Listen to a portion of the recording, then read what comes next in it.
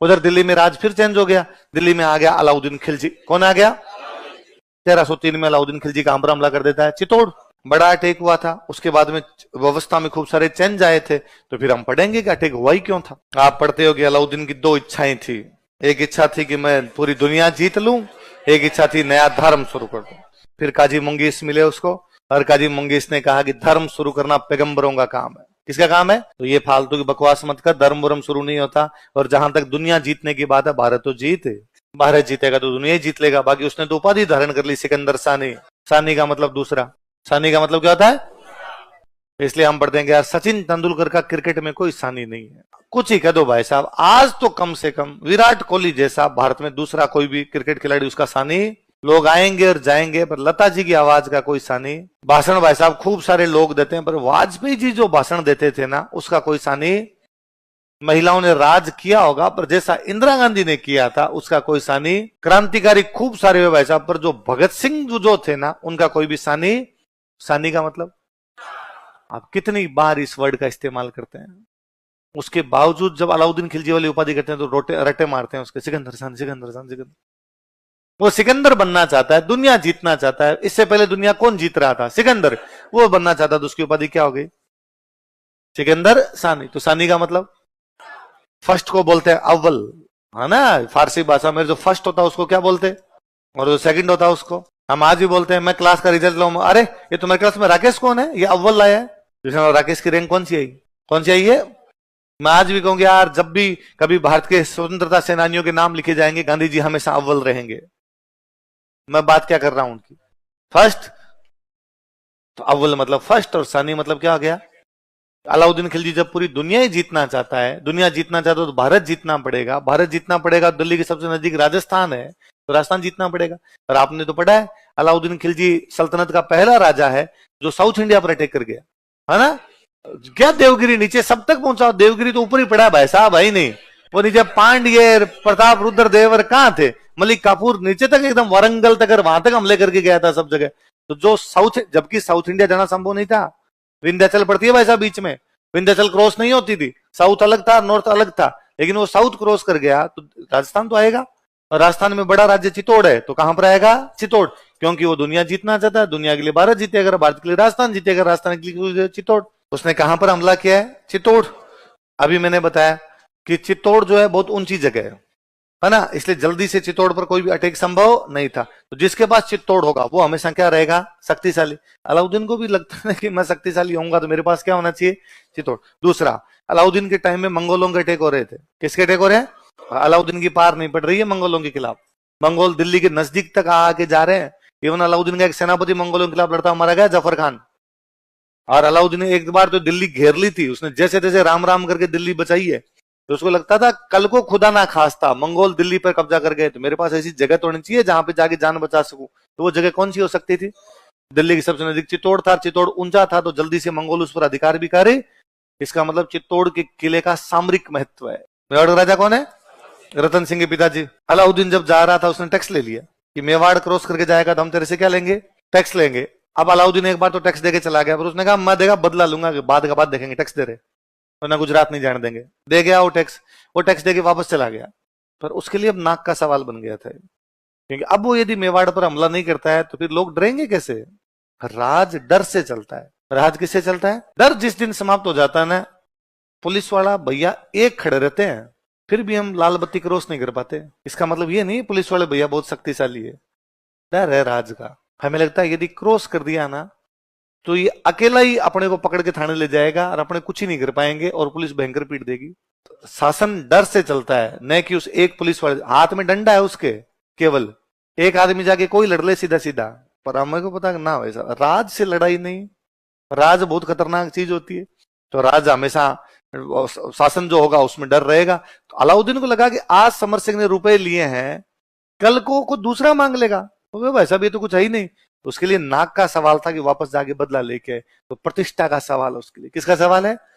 कि उसे समर सिंह ने क्या ले लिया था? टैक्स। तो वो अपनी इज्जत बचाना चाहता है भाई साहब, वरना उसके मंत्री नहीं मानेंगे उसकी बात। अपने यहाँ पे हुआ करता था कि भाई जब भी दुश्मन की सेना बहुत ज्यादा हो और अपनी सेना कम हो तो बाद में युद्ध का अपने तरीका था। भाई युद्ध दो प्रकार से हो सकते हैं, एक तो मैदान में जाके लड़ो, आपकी सेना और दुश्मन की सेना बराबर है, तब तो कहां पे जाके लड़ लो, मैदान में।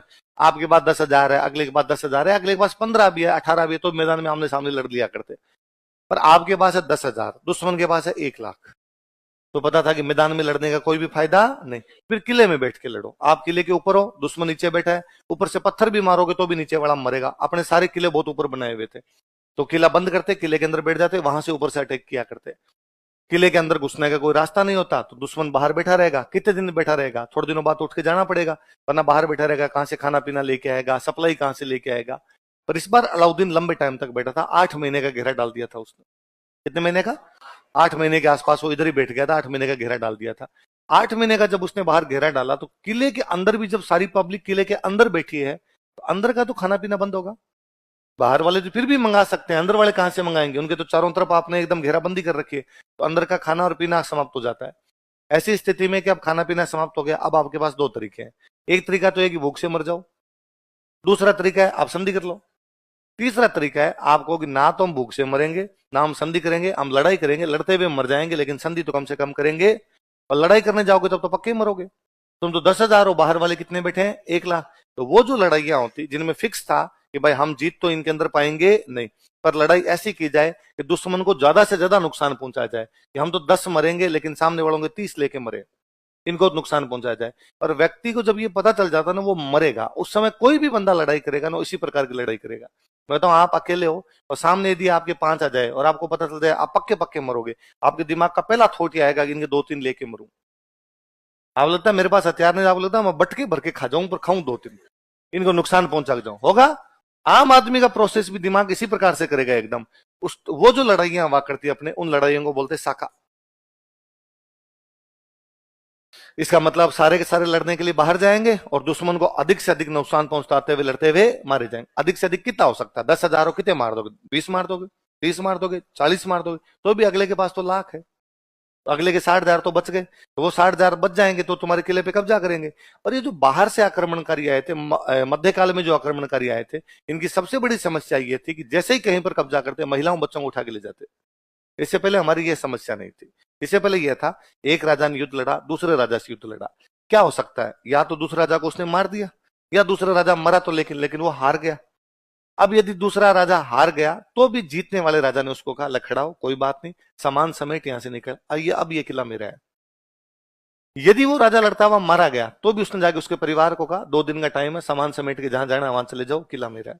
महिलाओं बच्चों के साथ किसी प्रकार के दुर्व्यवहार नहीं किए गए, मिसबिहेव बहुत रेयर एग्जाम्पल मिलेंगे आपको।